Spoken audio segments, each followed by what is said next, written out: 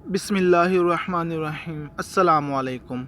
आज हम पढ़ेंगे UHS MD कैट सीरीज़ में बायोलॉजिकल मॉलिक्यूल का बहुत इम्पॉर्टेंट न्यूक्लिक एसिड। हालांकि इसके सेपरेट यूनिट्स भी है, transcription, translation, chromosomes and DNA, लेकिन ये हम पहले थोड़ा सा रिवाइज करेंगे फर्स्ट ईयर के लिहाज से, और दैन हम फिर सेकेंड ईयर के लिहाज से जब वो हमारा टॉपिक जाएगा तो तब हम वो करेंगे। ठीक है, चलें स्टार्ट करते हैं। पहले चले हम वैसे पढ़ लेते हैं न्यूक्लिक एसिड, जैसे कि हमने पहले भी रिवाइज़ किया कि न्यूक्लिक एसिड होता क्या है। तो न्यूक्लिक एसिड क्या होता है मैं चलें बता देता हूँ आपको। ये जेनेटिक मटेरियल होता है, किसके अंदर पाया जाता है? न्यूक्लियस के अंदर पाया जाता है।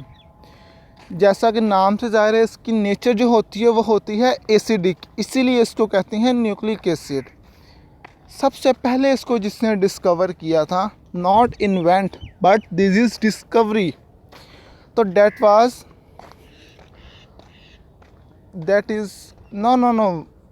is separate.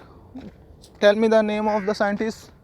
That is Friedrich Miescher. Got it? Chromosome discover किए थे वाल्थर फ्लेमिंग ने।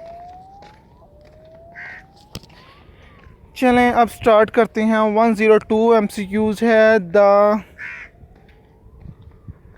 The combination of a pentose sugar with a base. अभी फॉस्फोरिक एसिड नहीं जुड़ा, हालांकि 3 बेसिक कंपोनेंट होते हैं। एक होता है फॉस्फोरिक एसिड, एक होता है पेंटोज शुगर, और तीसरा होता है हमारे पास जो नाइट्रोजीनियस बेस। तो अभी हमने जोड़ा है पेंटोज शुगर नाइट्रोजीनियस बेस को, तो इनके जुड़ने से बनता है न्यूक्लियोसाइड। क्या बनता है? न्यूक्लियोसाइड। जब हमारे पास इसके साथ जुड़ जाएगा पेंटोज शुगर तो वो बन जाएगी न्यूक्लियोटाइड। और अब आगे सुने, न्यूक्लियोटाइड जब हिस्टोन शुगर पे मिलेंगे दैट इज़ न्यूक्लियोसोम। न्यूक्लियोलस नहीं, न्यूक्लियोसोम। ये हमने पढ़ा है, लेकिन अब यहाँ पे न्यूक्लियोसाइड, ये ऑप्शन याद रखें कि जब मिलते होते हैं पेंटोज शुगर और nitrogenous base, that the resulting compound is a nucleoside. When phosphoric acid is added, the resulting compound is nucleotide. Got it? अगला MCQs 103। Which of the following pair is present in DNA? आप याद रख लें, adenine, thymine, guanine, cytosine, इनके जिससे हम कहते हैं प्यार से या मोहब्बत से ATGC, that is present in DNA। तो ये जो यूरेसिल है ये DNA में नहीं होती बल्कि RNA में होती है। और अब यहाँ पे फिर आपसे क्वेश्चन के देखें, बेस तो 4 ही होनी है, एडेनिन, थाइमिन, गुआनिन, साइटोसिन। अब यूरेसिल आ गई, 5 ही आ गई। तो आपने बताना है कि RNA में जो यूरेसिल है वो किसको रिप्लेस करती है? एडेनिन को, थाइमिन को, गुआनिन को, साइटोसिन को। Got it? अगला क्वेश्चन है 104। Which of the following is a purine? ये समझिए, जो प्यूरिन होती है वो डबल रिंग्ड होती है, और जो पायरिमिडीन होती हैं वो सिंगल रिंग्ड होती है। तो एडेनिन और जो गुआनिन है वो होती है प्यूरिन। साइटोसिन और थाइमिन जो होती है वो होती है हमारे पास पायरिमिडीन। ये सब नोट करते जाएं आप, ठीक है। जब आपने इसको एक दफ़ा लेक्चर को सुन लिया तो फिर आप दोबारा जब इसको सुनेंगे तो इसको ऑडियो बंद करके सुनें ताकि खुद आप इसके निशान लगाएं। Question number 105। Genetic code 3 nucleotide से बना हुआ, तो पॉसिबल जेनेटिक कोड्स कितने होंगे? ये सेकेंड ईयर की बुक्स ही हैं लेकिन इसमें दे दिया गया है। तो पॉसिबल कितने होंगे? 64 होंगे। और अब एक और MCQs, तो 64 कोड है ना, उसमें से अमाइनो एसिड कितने बनाती हैं? तो उनमें से जो अमाइनो एसिड बनाती हैं वो होती हैं 61, क्योंकि जो 3 होती हैं that is a stop codon, वो अमाइनो एसिड्स नहीं बनाते। Got it? ये इससे MCQs भी आ सकता है कि किसी के अंदर 300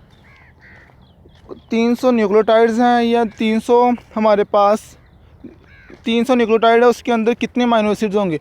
देखो 300 न्यूक्लियोटाइड है, 100 अमाइनो एसिड तो मान लिया, लेकिन एक स्टॉप कोडन होगा तो अमाइनो एसिड्स के यहाँ से क्या होगा? 99। एक कम कर देना है आपने, 3 पे डिवाइड करके 1 कम कर देना है। अब आगे question number 106। In translation the terminating codon is. Terminating मतलब जो एंडिंग होता है UAA UAG UGA, ये 3 होती हैं। UAA UGA UAG, ये 3 होती हैं टर्मिनेटिंग या स्टॉप कॉर्डन, तो इसमें से UAA आ जाएगा। ठीक है। 107। The number of base pair turn जो होती है उसके अंदर जो बेस पेयर होती हैं वो 10 होती हैं। उसका साइज़ कितना होता है 3.4 नैनोमीटर और 2। चलें ठीक है, अब आगे। फास्फोडाइस्टर बॉन्ड इज, तो कॉपोक COPOC, कॉपोक COPOC, ये फास्फोडाइस्टर बॉन्ड है और यही बॉन्ड बैकबोन बनाता है DNA मॉलिक्यूल की। अगला क्वेश्चन मैंने अभी बता दिया कि 10 जो बेस पेयर होंगे उनका या ईच टर्न जो होगी उसका 3.4 नैनोमीटर होगा, बता दिया हुआ अभी। अगला question 110। Which following is a structure of, ये किसका स्ट्रक्चर, ये याद करने आप, साइटोसिन का स्ट्रक्चर है। ठीक है, इंपॉर्टेंट आया हुआ है। अब हमारे पास आ गए हैं बॉन्ड्स प्रेजेंट इन अल्फा हेलिक्सिस, ये इंपॉर्टेंट याद रखना ज़रा। अल्फा हेलिक्स में कौन सा पाया जाता है, पढ़ा हुआ है, ये सेकेंडरी स्ट्रक्चर ऑफ प्रोटीन है, या ये DNA में जो भी पाया जाता है वो क्या होता है हमारे पास, हाइड्रोजन बॉन्ड ही होता है। पढ़ा था कि नहीं। अब यहाँ पे कर लें बेसिस, एक MCQ। बेसिस की वेटेज किसने दी थी, वो दी थी अरविंद चरगफ ने। उसने कहा था प्यूरिन पायरिमिडिन बराबर होती हैं, अगर प्यूरिन 50% है तो पायरिमिडिन भी क्या होगा 50% होगा। लगी समझ आपको इसकी कि नहीं। हाँ जी।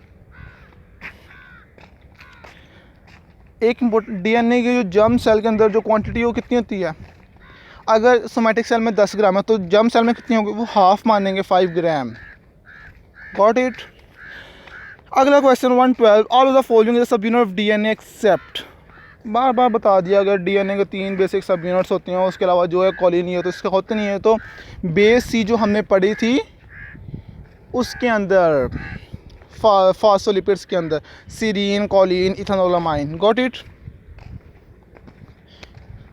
ये था हमारा न्यूक्लिक एसिड का। ये इस आपको पहले बताया, ये फर्स्ट ईयर का जो न्यूक्लिक एसिड है वो थोड़ा सा दिया हुआ है। सेकेंड ईयर का जो न्यूक्लिक एसिड है उसमें बहुत ज़्यादा ही इंफॉर्मेशन है, लेकिन ये हम जैसे कि हम पास पे